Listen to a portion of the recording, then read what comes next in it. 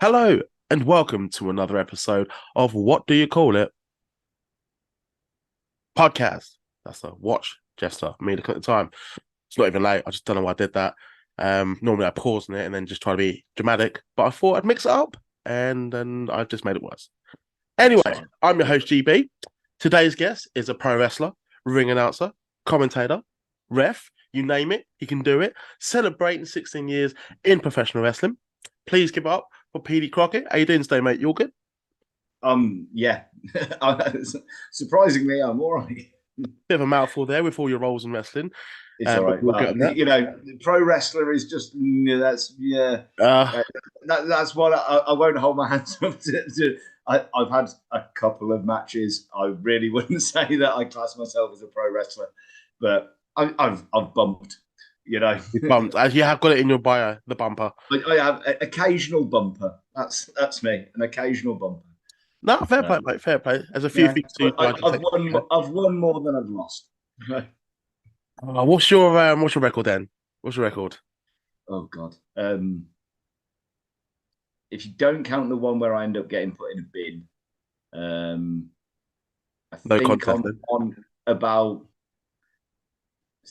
5 out of 7 ish. That's not bad. That's not bad. Yeah, Is that because you may or may not have involvement in the matches as you are? yeah, pretty much. So, yeah. Doesn't work for me, brother. So, well, the matches I have had. So, I've started out as a ring announcer. Hmm.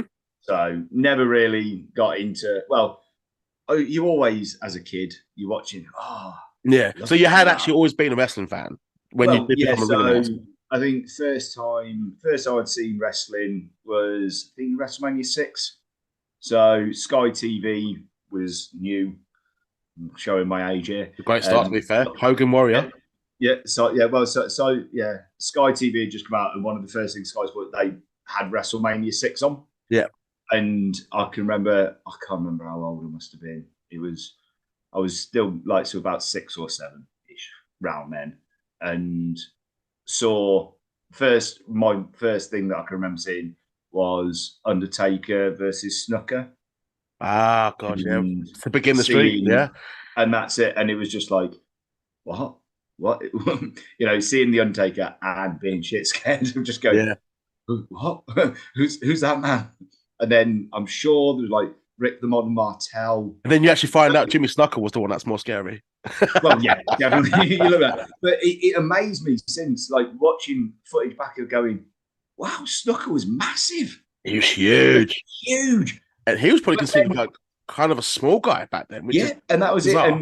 But just so ripped. And then, like, seeing him next to Taker, and it's just Yeah. like, he looked tiny. He's like, he's just absolutely decimated that child. What's going on there?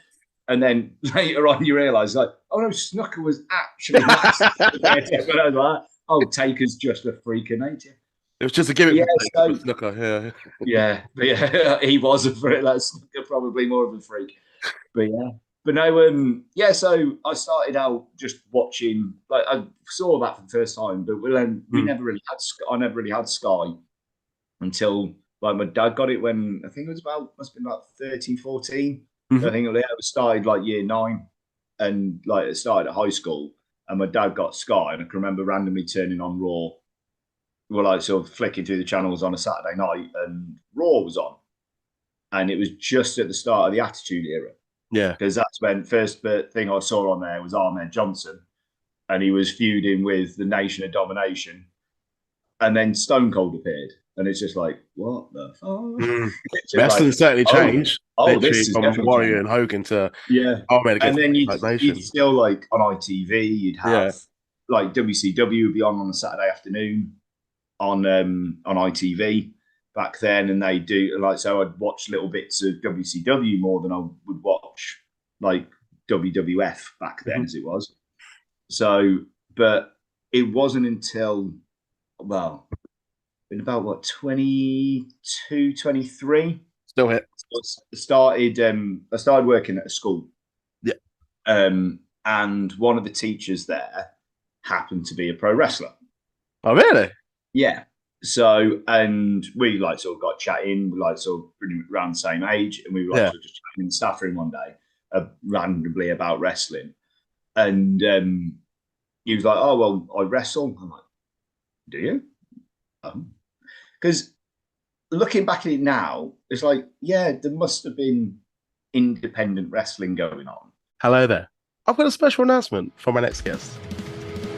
Hi, I'm Zizi, and I will be appearing on What Do You Call It podcast. You heard. Sorry, just a quick break then. You were saying about your friend that was a teacher, that's actually a pro wrestler. Yes. So now known as the modern day Savage Chris Cage. He's been through many monikers. He's been wrestling for getting close to like sort of 18, well, potentially even up to 20 years now. Yeah. Chris has been wrestling, like Cage has been wrestling for. But I went along to watch a couple of his shows that he did over in Malvern and over in Worcester at the Rainbow Hill Club in Worcester.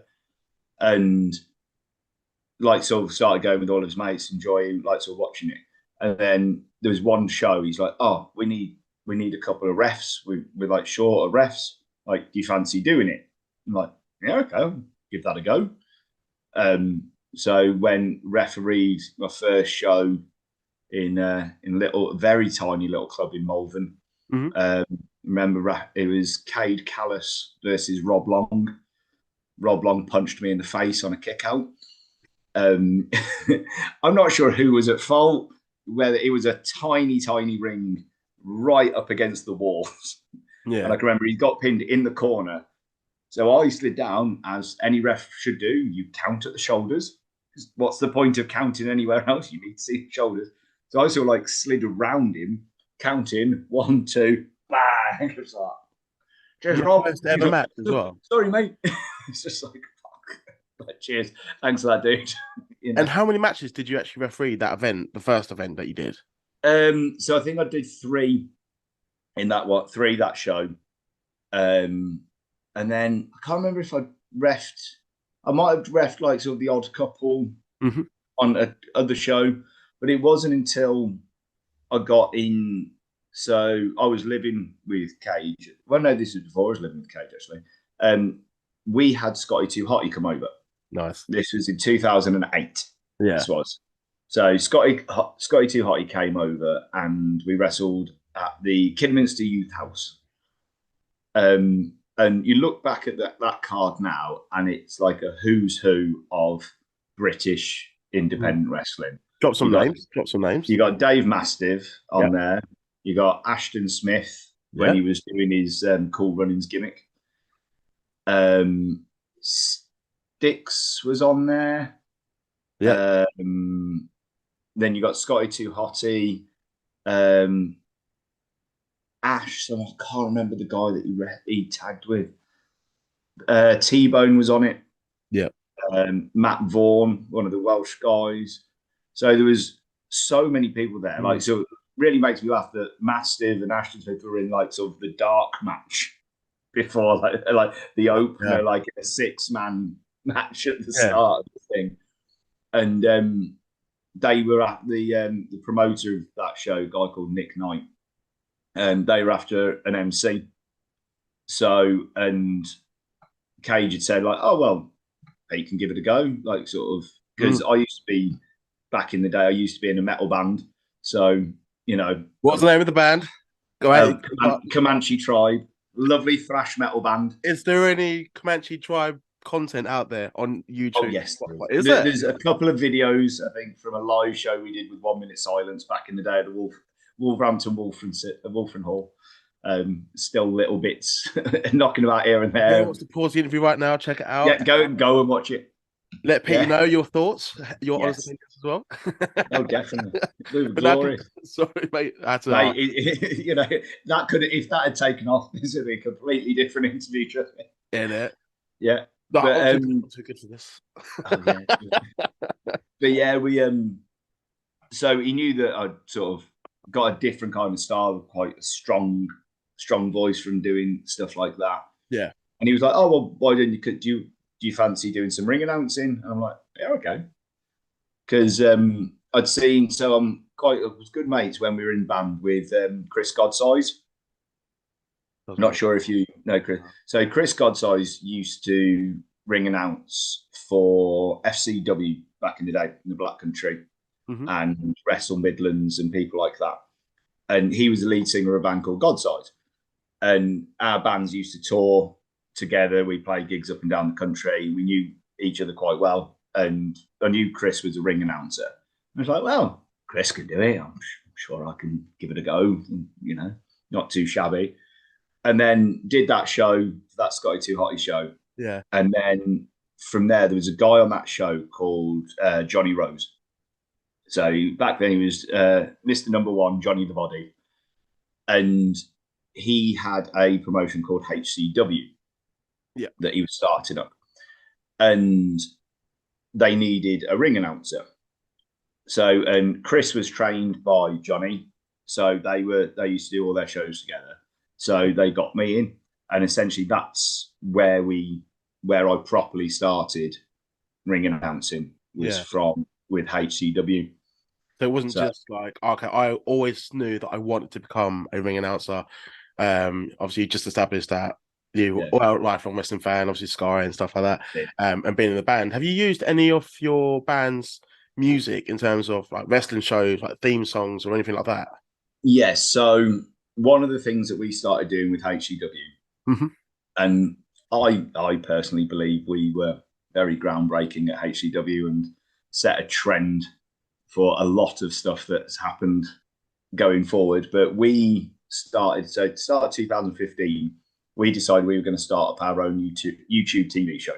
So HCW TV, you can find that on YouTube. So HCW Wrestling UK, go and have a look for that. There's over 1,000 episodes, I think, on there. Nice. And we filmed like 8 episodes, as it were, at a show. And I then basically, so I'd film it, I'd host it. So with me and, because at the time Cage was injured, so me and him started doing live commentary. Yeah. So instead of like recording it at a show, we'd literally sit there. That must have been a lot more difficult and a lot more pressure as well. Wow, it was quite fun actually. Really? And and because the venue we were doing it, so we were doing it at this place called Wolverley Sports and Social Club. So it's a little tiny sports and social club that we were doing it in. And we do a show every month, and it would be packed because it was a social club, so it's like £2 to get in. Yeah, beer's cheap. Come on down, and we'd have like when we first started out, we'd have the likes of like the Hunter Brothers were on, like very early on, like Mad Dog Max was on. You'd have Man Manson, who those of you that used to watch the wrestling channel. Man, that's going back, wrestling channel. Yeah, way go back. And he was on like Irish Whip. Manson was, and he's an insane man. Man Manson is. He used to come out with one boot on, the other boot was drawn on with a marker pen, and he'd come out in a straitjacket and wrestle himself out the straitjacket, and then he'd start his match by wrestling himself, and he'd throw himself all on. And I can remember refereeing a match of his once, first time I'd ever met him.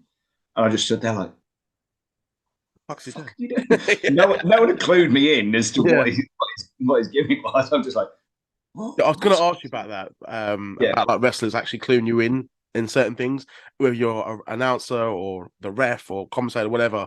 Do you find that actually better in terms of for your reaction and natural reaction? So when it comes to, with ring announcing and with commentating, I always make an effort to go and find talent at the start before shows. Yeah. Right. How do you want me to announce you? Is there anything specifically you want me to call it? Like sort of when you're there, like so when you come to the ring, any nicknames, stuff like that. Anything you want to get over. Same with commentary. Is there anything that you want me to get over? Names of moves. Anything like that? Is there anything you've got specifically planned, like a spot that you want me to try and get over? Or because the thing with it was a lot easier doing HCW stuff because we were doing a weekly TV. We had storylines, and we'd have and planned out we'd sit down, we know kind of what the storylines were going. So while I'm doing commentary, I can relay to the live crowd who might not know what's happening, kind of a bit of a backstory. And with me and Cage, we'd have a back and forth, and we could sort of talk about the storyline. Yeah. To clue in the punters, like, so why are these two people fighting?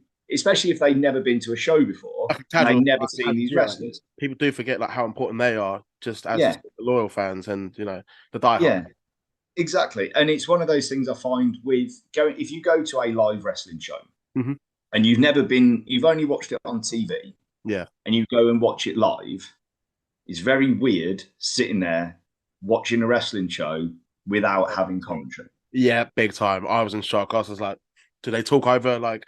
And it's like, what's going on? And that's one reason why we started doing it on, like, so we were doing it live. Yeah. Was because, like, it would clue fans in, and then it also gave them something to watch, but like listen to whilst watching the match, and it makes it a bit more of an experience. And especially at the time, Cage was doing his Macho Man. He was doing like a Macho Man style gimmick. So he'd do the full, like, oh yeah, brother, kind of thing. And very, very, like, sort of, like, Chris Cage is a very, very, very humorous man. And we do a lot of stuff on live commentary to try and pop the boys in the ring. Yeah. Sometimes if we were potentially getting a bit bored of certain matches, we'd be like, well, one of these needs to start taking it home now, don't they? And try, or we call stuff. And and you get the odd wrestler turn into the corner. Shut the fuck up! It's like, come on, boys.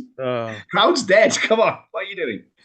Like, bored now. Get going. Reminds me of, like when Michael Cole's did it, where he was like, when he was a heel and like. Like the whole coal mine. But sometimes he was too much. Like not just like being entertaining, but like you're just completely shitting over the talent. So I don't mind like that sort of stuff, and they're interacting, and they kind of know what you're actually doing, that sort of thing. But... Yeah, and that's it. And especially with the guys in the ring, like sort of. But we do it a lot. And we used to have fans come up to us actually and just say, like, we like coming and watching it because listening to the commentary, it does help them feel like they're watching it on TV, as it were. So it's not like they're just having to pay attention to what's going on in the ring all the time.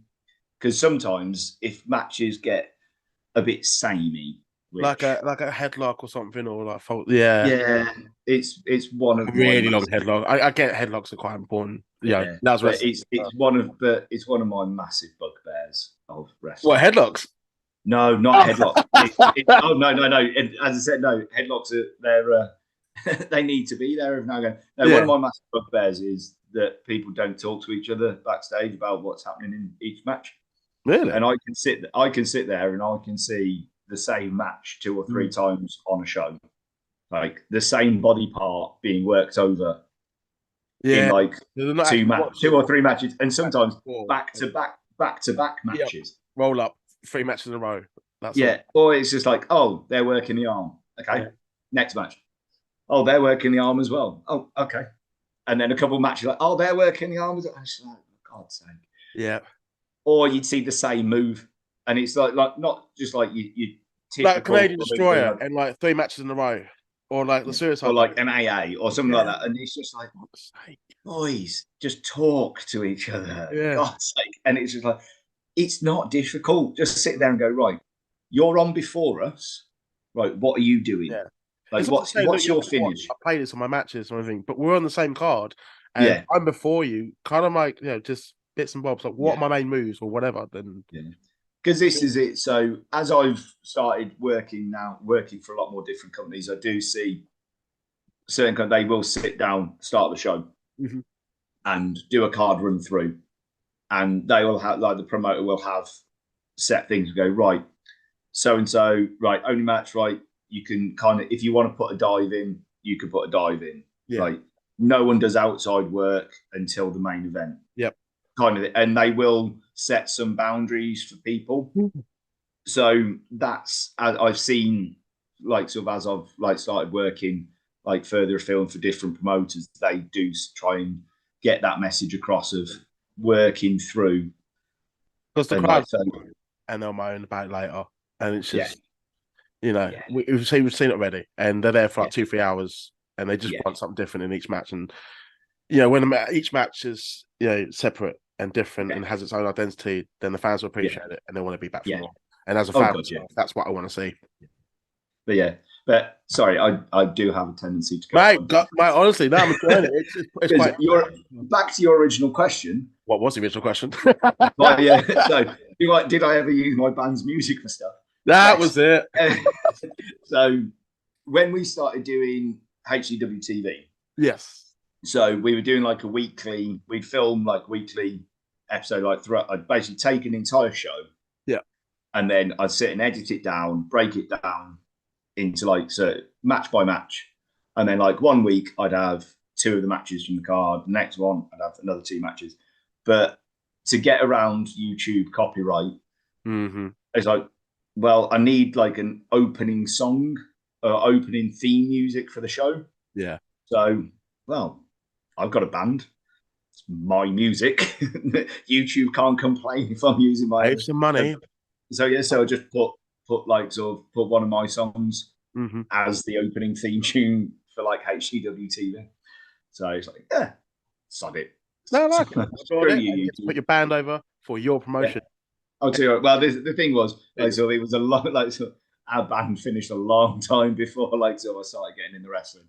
So it's like, well, no one's using this. Let's get it back out. You don't actually have to worry then. Yeah, I did speak to a couple of the other band members. I'm like, do you mind if I use this? And they're like, we ain't using it. It's like, fine, thanks, cheers. No, I respect that. What other promotions have you been involved in then during your year period? So it wasn't until, so it was predominantly just HCW I'd worked for. Yeah. And then I think it was 2018. No, well, in 2017, 2018, I kind of went, you know what? I kind of want to spread my wings a bit. Not to abandon the place, but just... Yeah.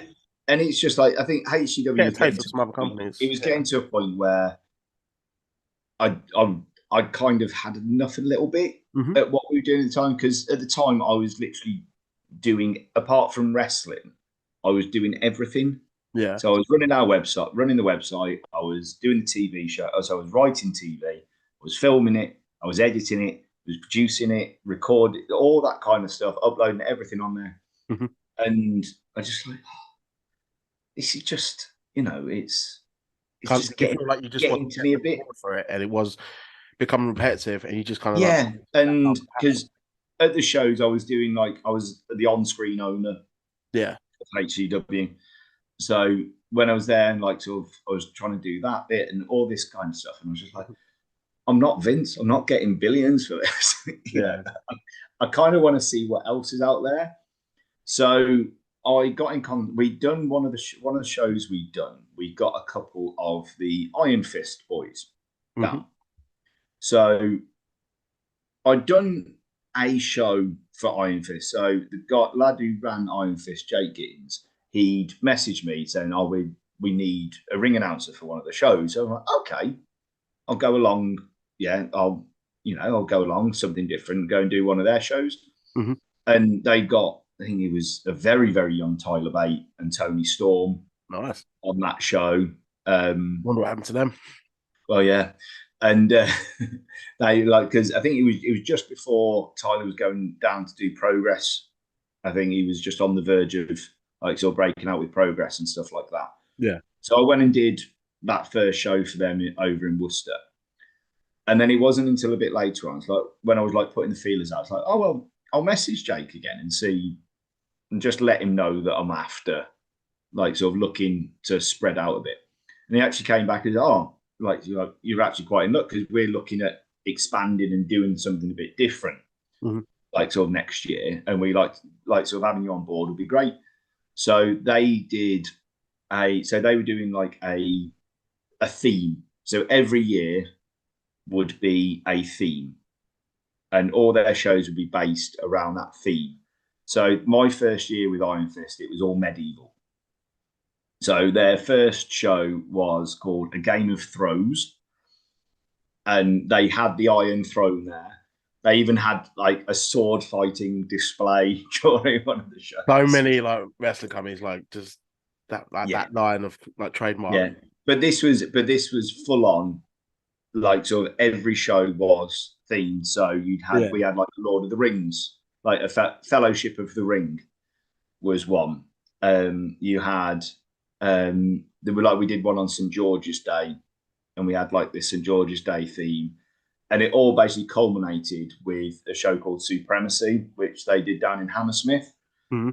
And we had Ty Valkyrie on it and He's stuff. got So lad in the year, really nice person. So we had Ty Valkyrie on, which was great. And I was massively embarrassed during that show because we turned up to the show without a ring bell. So I'm sat there with a spanner and a table leg. And I can remember their match started. And I just hit the table leg and she just turned around and looked at me like, The fuck "You is this? serious?" I was like, "Sorry, not my fault." Welcome to England. Yeah. And from that point, that's why I now take a ring bell myself to every show. Every show I go, I have my own ring bell. I don't know whether you do.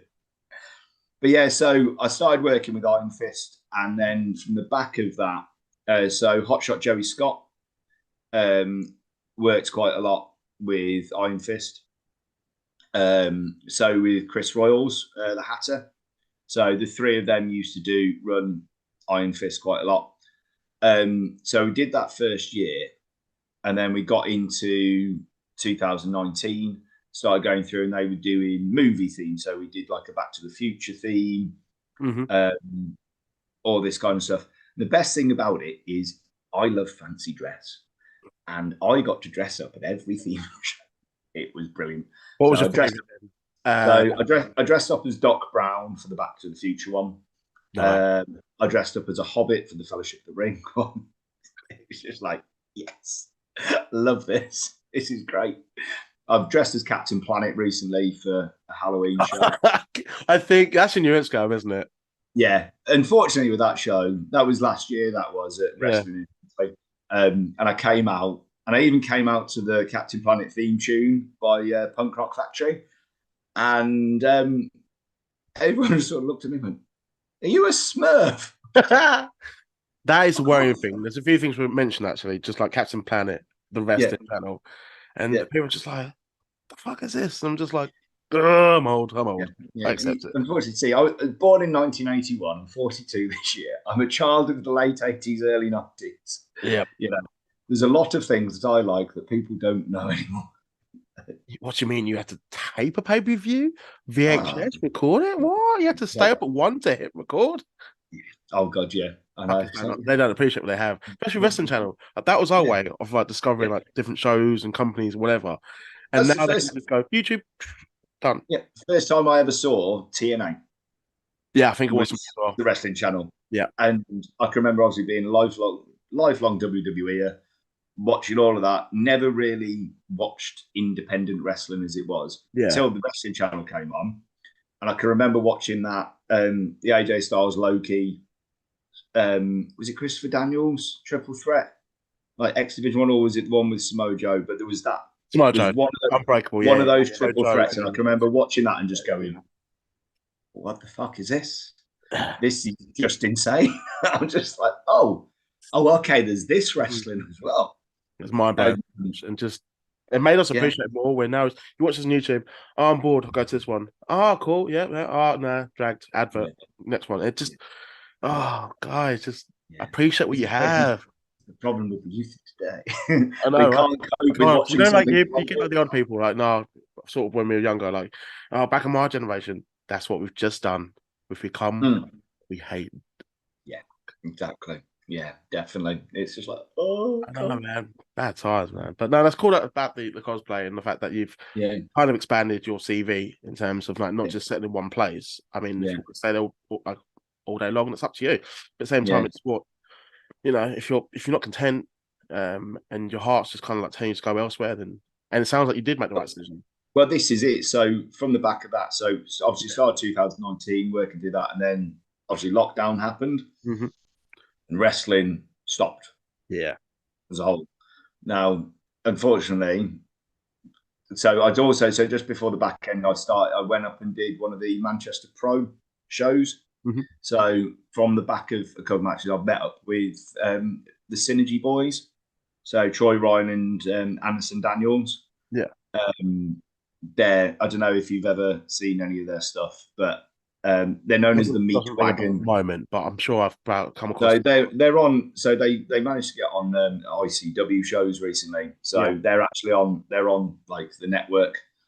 Oh, no. Some of their stuff, and they're known as the Meat Wagon up there. Two very big beefy boys. Yeah. But absolutely lovely, lovely human beings. And I met them through doing Iron Fist, and Xander Cooper was one of their guys as well. He ran Manchester Pro, and he'd asked one of their trainee shows needed ring announcer, so I went up and did that.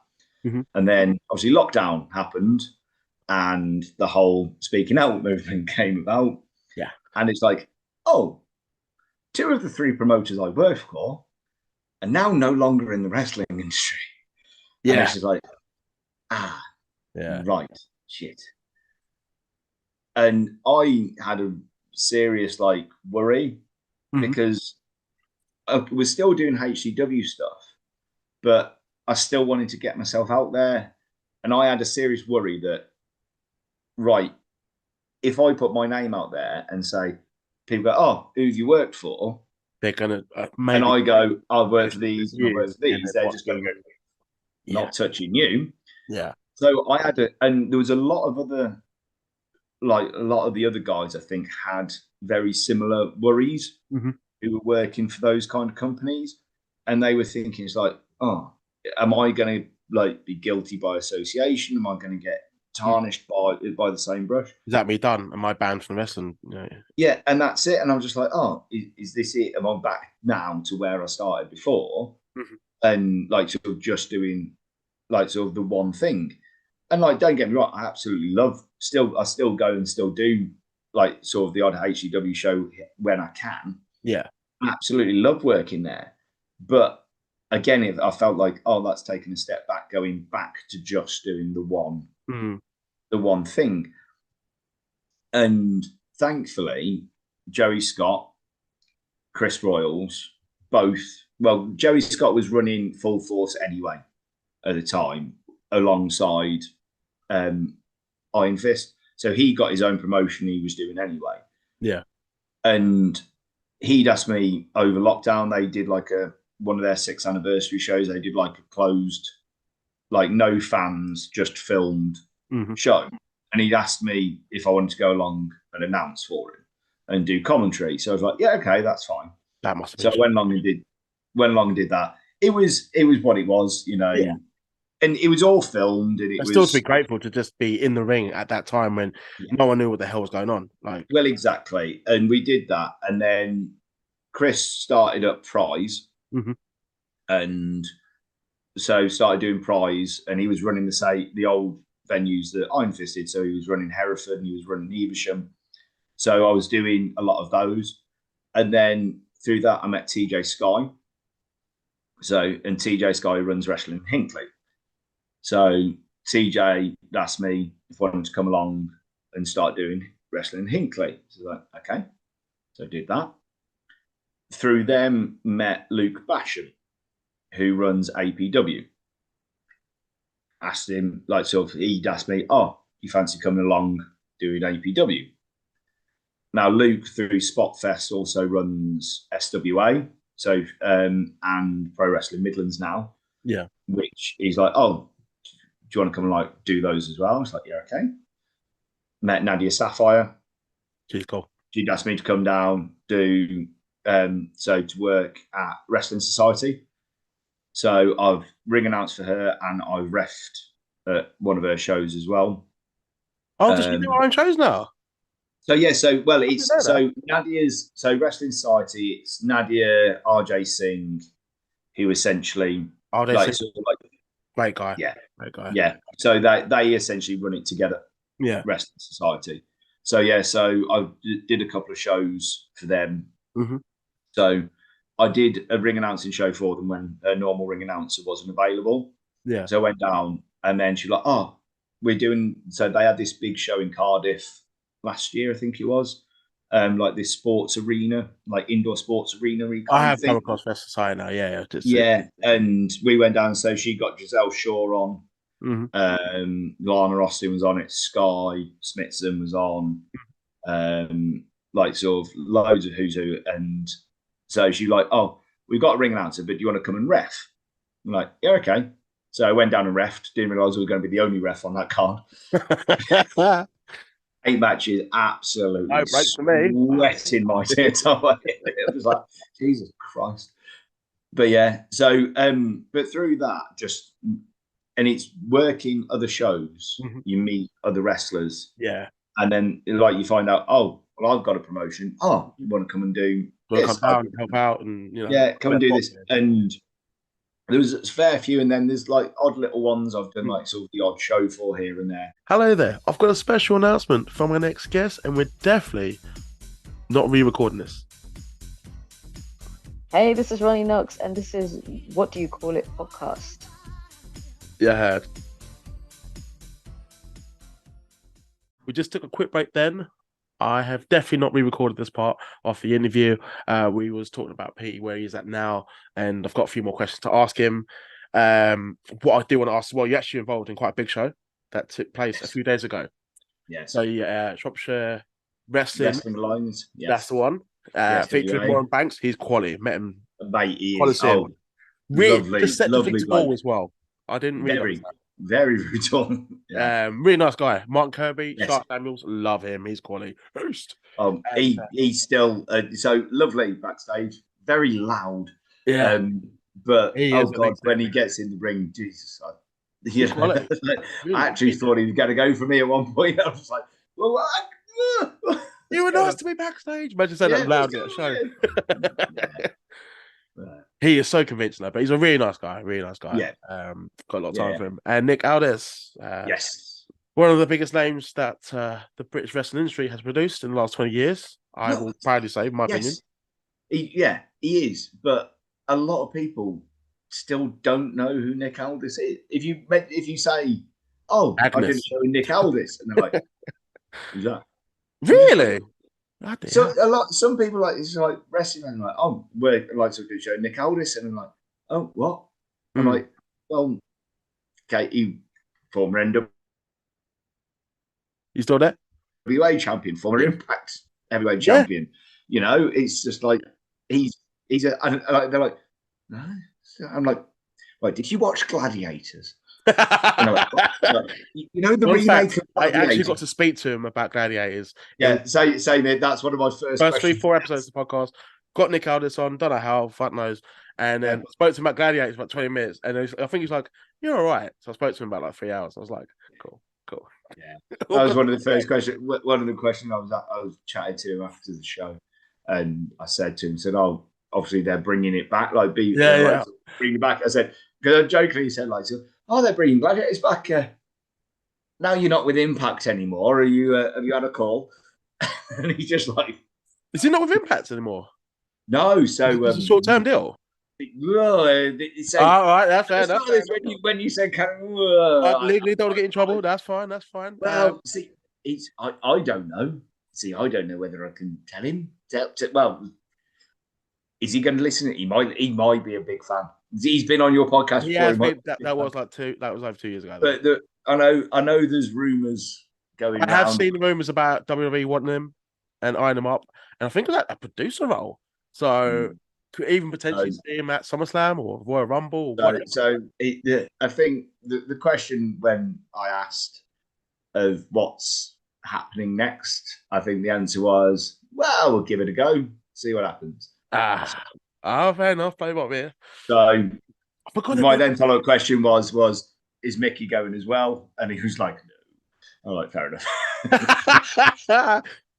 Like, yeah, fair enough.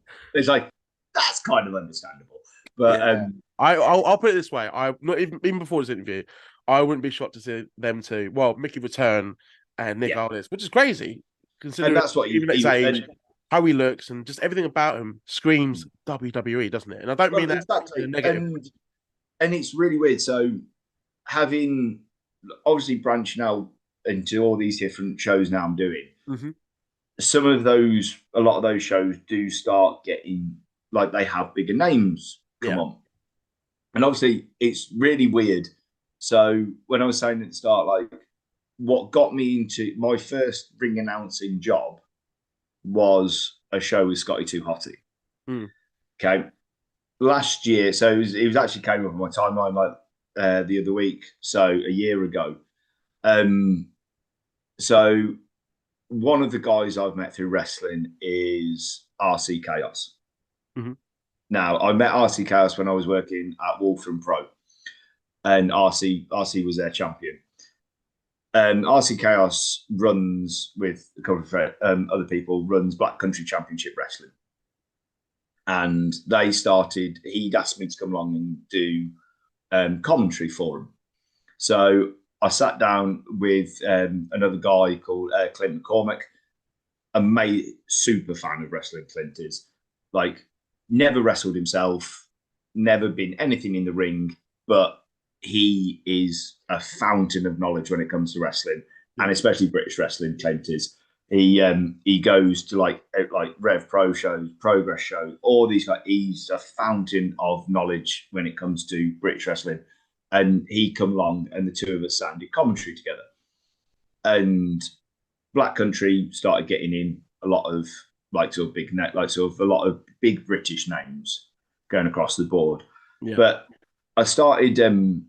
So I went with RC. So I met through them the BDK.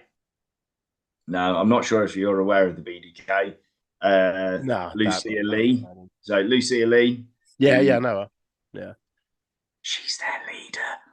She's not. They will help you for that.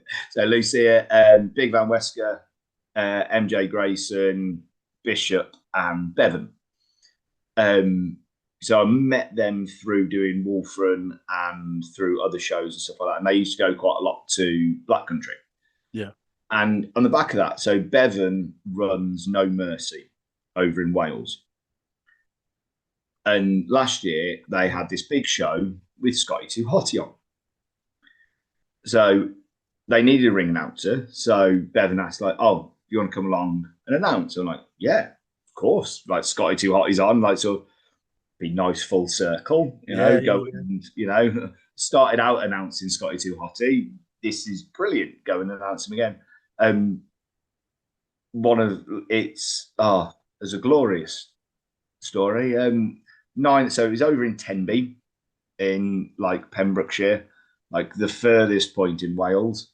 So I'm based in the Midlands in Stourbridge, picked up 4.5 hour drive to Tenby, 20 minutes out. We're all in the car. We get a phone call from Bevan. Ring won't fit in the venue, boys. Like, what? Like, aye. Good rib, Bevan. Nice one. Yeah. No. Seriously, I'm doing a Facebook Live in a minute. We can't put the show on. We can't get the ring in the venue. He's like, okay, who's fucked up there? And he's like, well, we told the venue the size of our ring, and they went, yeah, we can fit it in. Mm. Yeah, they didn't realise you need to add like a couple of foot onto the side of that to actually get it in. So this big show that he was meant to have with Scotty Too Hotty on didn't happen. So we ended up turning up. They'd said, "Oh well, we can do a no ring show if you want." And Scott turned around and went, "But you can." No part of that. And it's like, fair enough. Basically, a polite fuck right off. Yeah, he's like, I can't be seen to be having anything to do with a no ring show. So we ended up basically doing so the show got cancelled, but we ended up doing a sit down interview and a Q&A with Scotty Too Hotty instead. Mm-hmm. So that was really cool. So me and RC Chaos sat down for 2 hours and sat and interviewed Scotty Too Hotty. And obviously, you know he's going to have plenty of stories. Oh, God, yeah. And that's it. In the business, especially in WWE, like he was there for, 15, 16 years? Well, exactly. And that was brilliant. So sitting down chatting with him. And then a few years, like sort of start of this year, he was back over in the UK. He absolutely loves working in the UK. Scotty does still Yeah, I've seen as that. much as he can. And he worked one of the APW shows that was on. So again, got to meet and again got to call Scotty Too Hotty. Introduce Scotty Too Hotty properly and sit down. And what was really nice to me, he remembered me from doing the sit down. And he was like, "Hello, mate. How's it going?" I was like, Hey, he like remembers me. yes, you remember me. Let's do the worm together now. You'll be like, what? Yeah. Oh God, my broken body could not bend that way. But he does love the UK. They should say like I think he's on tour now. Actually, I think it's exactly. He's back. He's done a few Reach Academy. I think he just did a show with them, and the fact that like he's still active and he's in bloody great shape still. Well, exactly, and really well. I know, and this was what he was saying. He was saying so Matt Cardona was because he saw what Matt Cardona was doing, on the independents, and obviously he was training. He was training at NXT and all this kind of stuff, and he felt like, oh, I think I've still got a little bit in me, and he saw what Matt Cardona was completely doing. reinvented himself and just took over the indies. And that's it. And so he reached out to him and went, "Do you think there's, any scope for me on the indie?" And he's like, yeah. And he basically helped it, and he's like, "Oh, okay, yeah." And he's out there and working with all kinds of talent, up and comers, and again, people that haven't been in business too long, and they're getting exposure, and he's getting to work with younger talent that is basically motivating him to keep up with them, and everyone's winning. If that makes sense. Oh, absolutely amazing. And he is a fountain of knowledge. Yeah. He did sort of seminar before the show, and his seminar, basically the first 2 hours of his seminar is just a sit down chat with people. I mean, he's in the company for quite a long time, so he's not going to be there, with no knowledge or skill. And that's it. And he did some work through some drills and stuff like that. But a lot of his thing is it's the psychology of it. Yeah. And he's very honest with people, and that kind of thing is you need that more, I think, in the rest of it. Look, a lot of you, if you've got aspirations of becoming a big star and signing with, say, like a WWE or an AEW or an Impact or something like this, a lot of you won't. Yeah. You need being the main. If you're not in the main event, does not automatically mean you have failed in wrestling. No, exactly. But he's but you need these companies are looking for it. You need that X factor, as it is, that's what they're looking for. Yeah.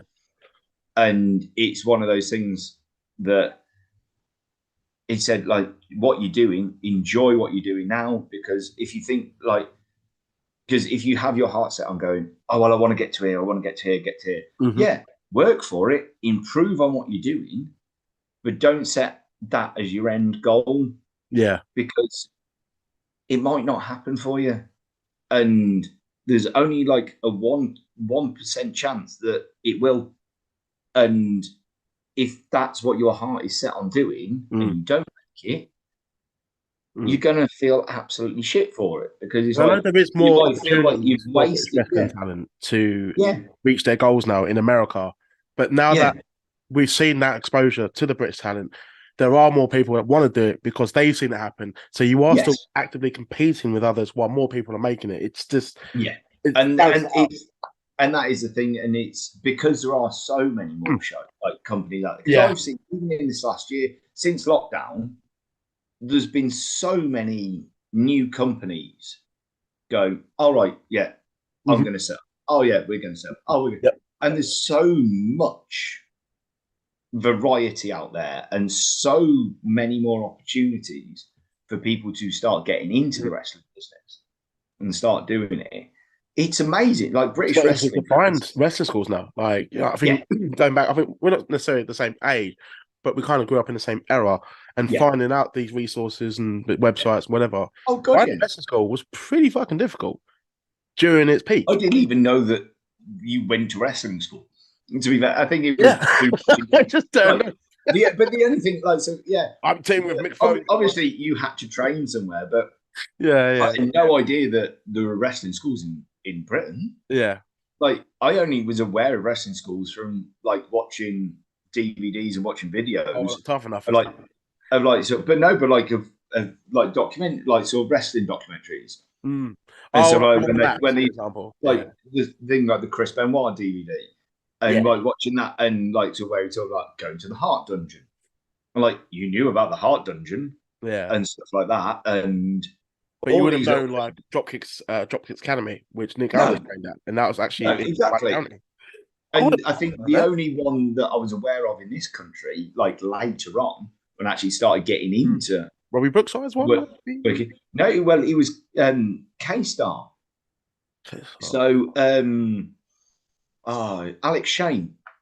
Oh yeah, So, Alex Shane. So up in Nottingham. No, not K-Star, 5-star.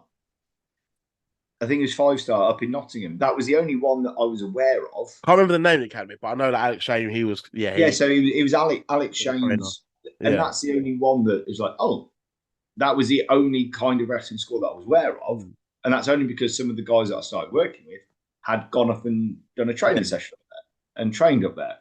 So it's like, oh, okay, right. So, they can do it then. Yeah, but that's the only thing that I ever was aware of in regards to like wrestling schools. But as you say now, there's so many. Like even so with APW, who I do a lot of work with now. Mm-hmm. So one of the things that I've done, so I've got a 10-month-old son, and since he's been born, obviously had to kind of take a step back from doing as much as I was doing because I think last year I worked out. I think I did work. Like 32 shows for 16 different promotions last year. The availability isn't quite there as it once was. No, that's it. And I was like, sort of, you know, it's not fair on his mum to turn around and go. Are you already planting the seeds? Like it's like, you've had him all the week. ring. Well, he can just crawl in the ring. Oh, trust me, I've taken to him a show. He's been to his first show already. Don't worry about that. And I'm getting you now. I'm training him up. You know, he's of an age now where I can powerbomb. It's brilliant. Trust me, no, I'm not abusing. I'm not even going to put that in a clickbait. Oh yeah, Petey Crockett talks about powerbombing his son. His 10 months. Kids got to learn. Kids have got to learn. But yeah, so one of the I've taken a step back from a lot of the companies that I work for and shows and stuff. But one of the main ones I'm still working for is APW. Mm-hmm. And they've got their own, so Spotfest Wrestling Academy that they do, and they've got their school there.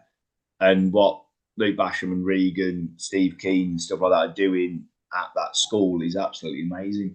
Mm-hmm. They're bringing through some, and that's one of the things that I love with APW. It reminds me a bit of like HGW where I started. Yeah.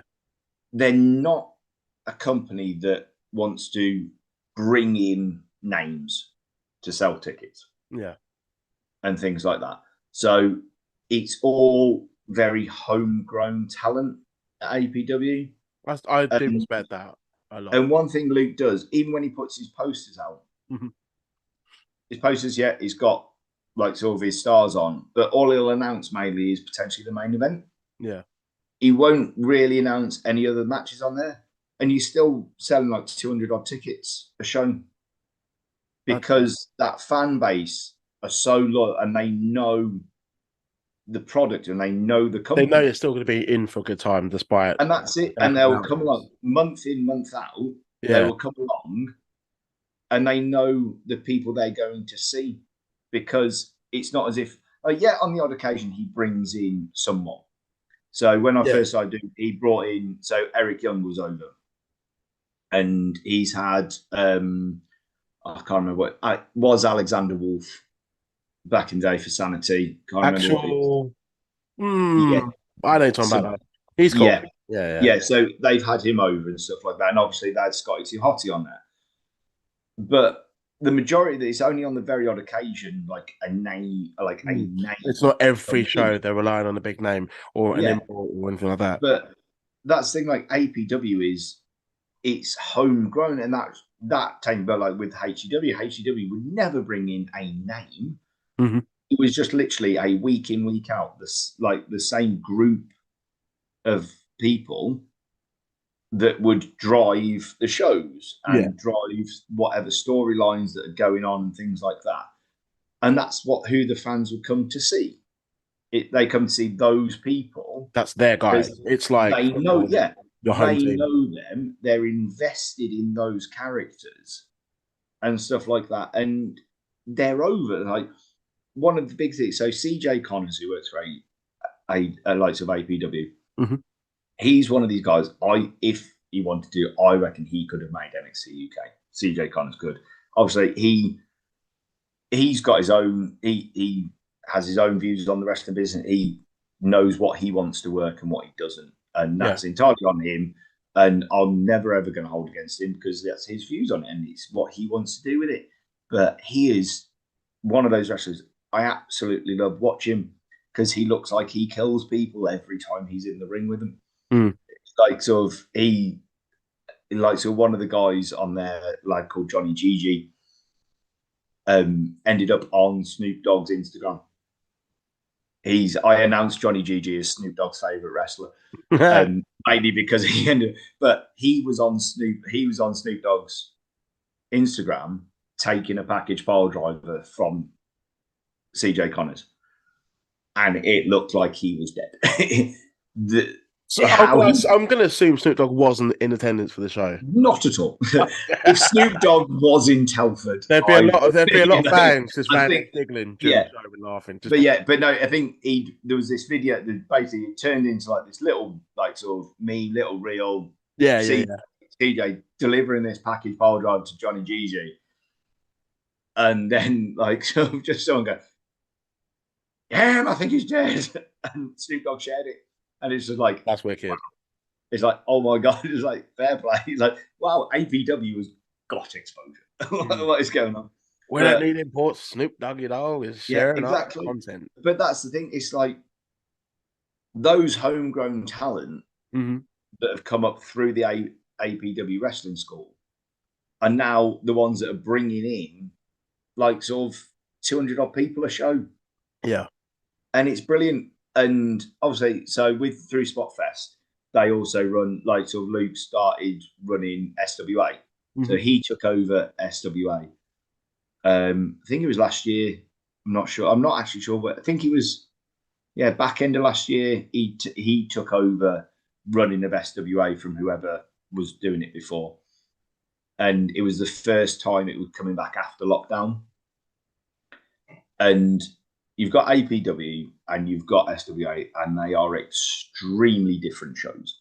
Yeah. So whereas APW is your homegrown Spotfest Academy talent coming through, SWA is your like who's who of British wrestling and British names, which is that's one thing that which I like working for Spotfest for, because I get to do like the best of both worlds, as it was.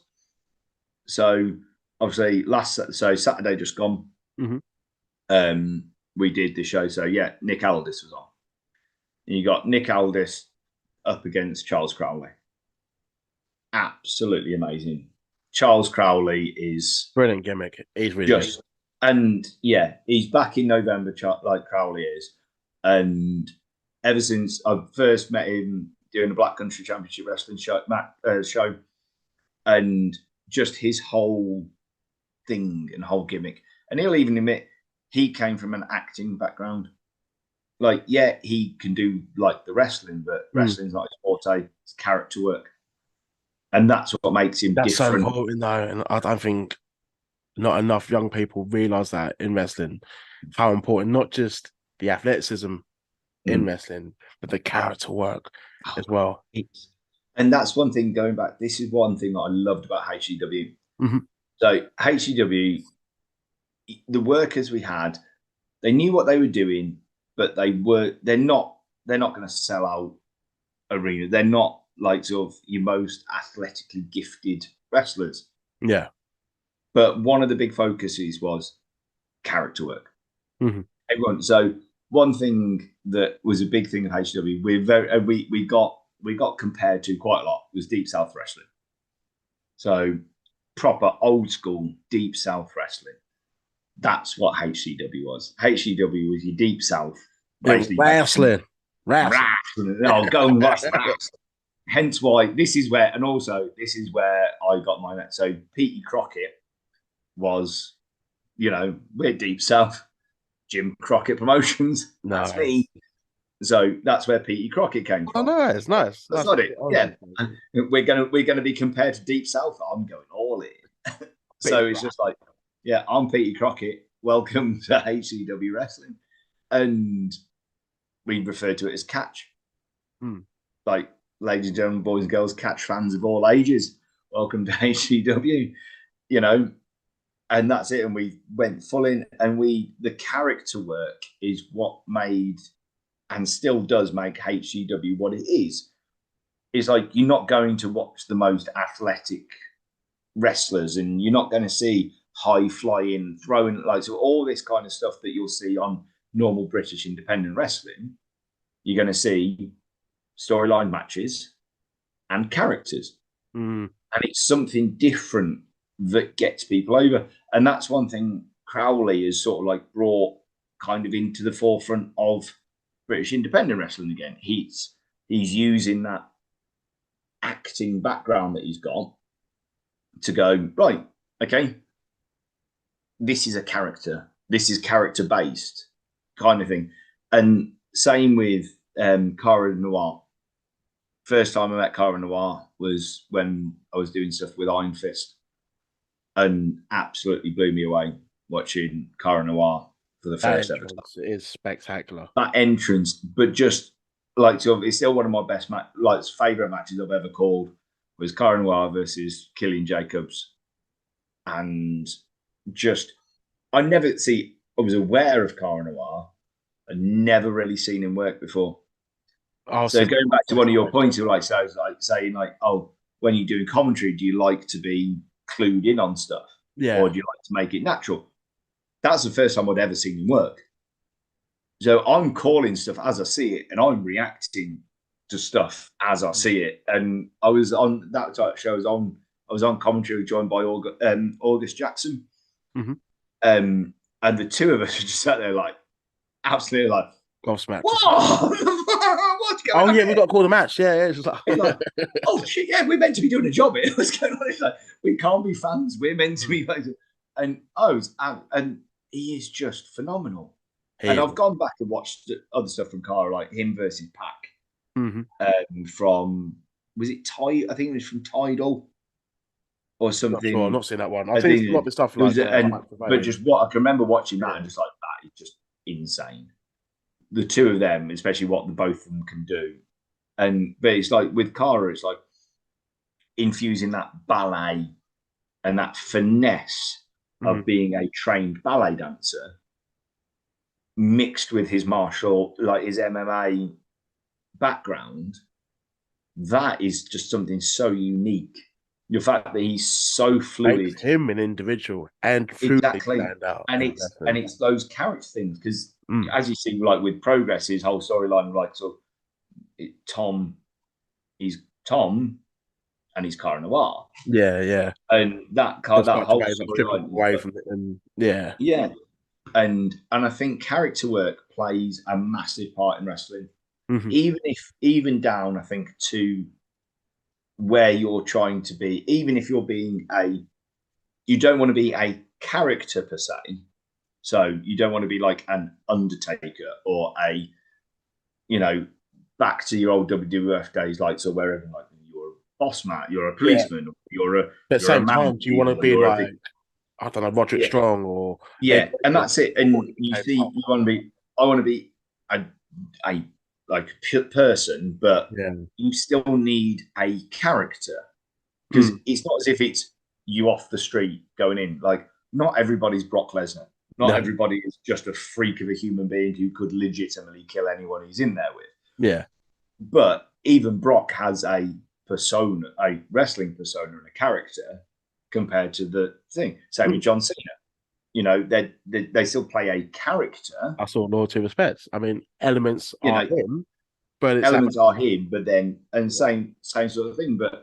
And I think character work is one of those things that plays a massive part, especially if, and it's conveying what you want to get over in the ring. If you've got people there who've never seen wrestling before or never seen you before, you need something to be able to get across who you are, what you're about, and why they should either hate you or love you. Yeah. And I think that's where character work comes into it. If you've got that ability to portray your character, you're going to get the desired outcome. You're either going to get people to hate you, or you're going to be able to get people to cheer you. And that's one of the things, and it's a difficult thing to do. Yeah. So I've seen people come in and they like to write, I'm a heel, but they'll go out there, or they've been a face somewhere, and they've been a fan favorite somewhere, and they come back and right, I'm turning, I want to be heel now, and they'll walk out the curtain, and the crowd just go mental, and they're just like, oh well, shit, okay.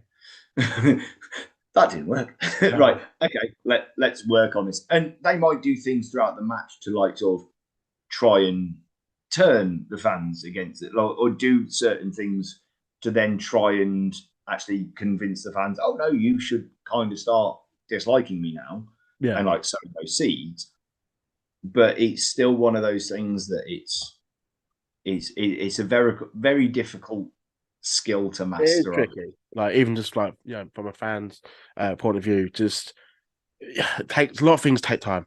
And like you say, like Charles Crowley and Cara Noir, and even like, I don't know, someone like Roman Reigns on national television, they tried to automatically tell us he was a babyface, he was the big dog, but didn't necessarily give us a reason as to why he is this character. Okay, he was in the Shield as a quiet guy, but since then, why is he cutting his promos like this? And stuff does take time for it to evolve. But what I will ask you, Pete, last question, what I want to know is, because you thought about the previous shows, even the show that just happened, and what you've done recently and previously over the years. But I'd like to know, what else have you got lined up in terms of being a ref, commentator, editor, ring announcer, any wrestling matches lined up? What else? Hopefully my editing days are behind me. You never know. If anyone needs a wrestling show editing, I can point you in the direction of a good guy. Bootsy, Will Hodgetts is your man. But so I think going forward, so APW are looking at starting doing some things. We're looking at potentially starting a podcast soon ourselves.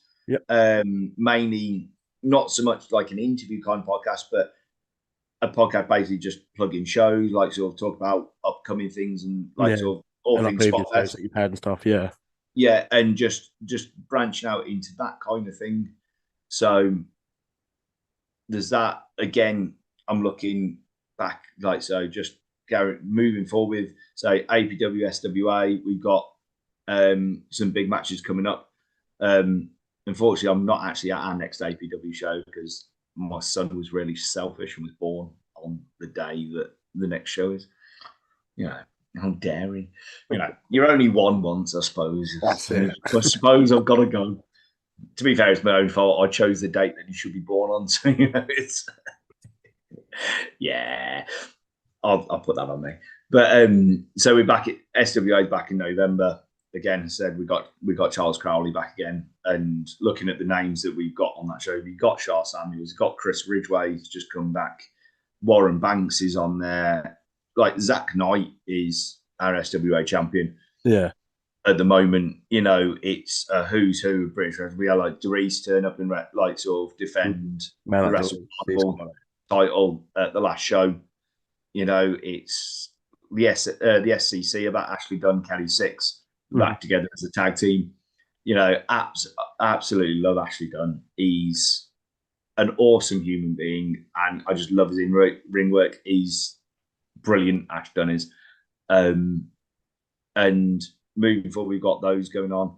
I might be back at Wrestling Society. I need to check dates that Nadia's got. See what.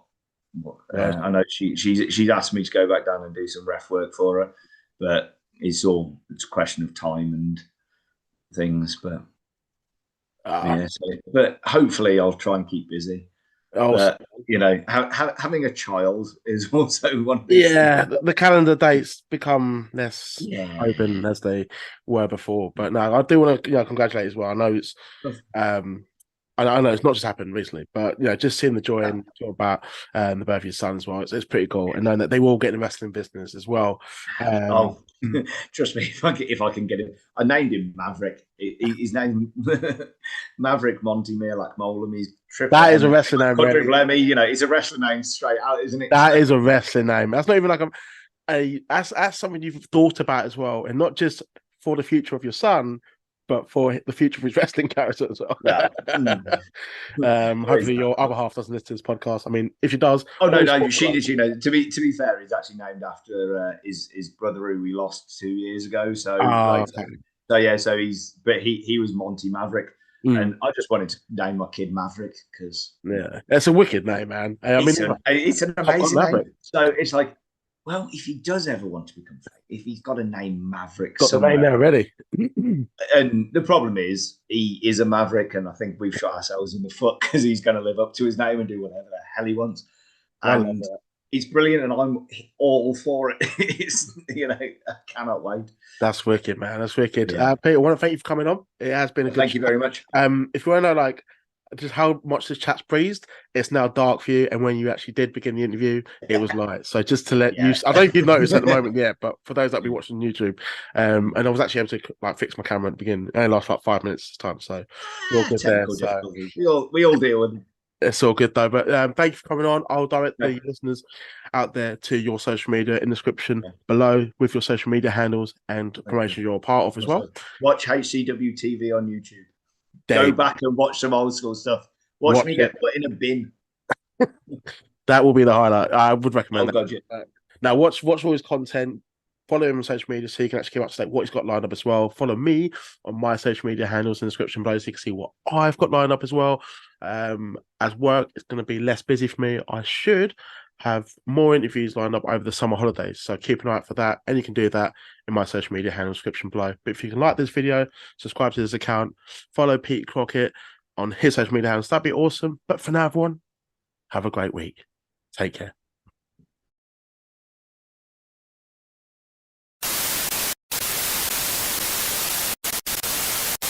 Hello there. I've got a special announcement from my next guest. Hello there, I'm the unpredictable CJ Rawlins, and I am going to be on What Do You Call It podcast. Yeah, boy. Yeah, I heard.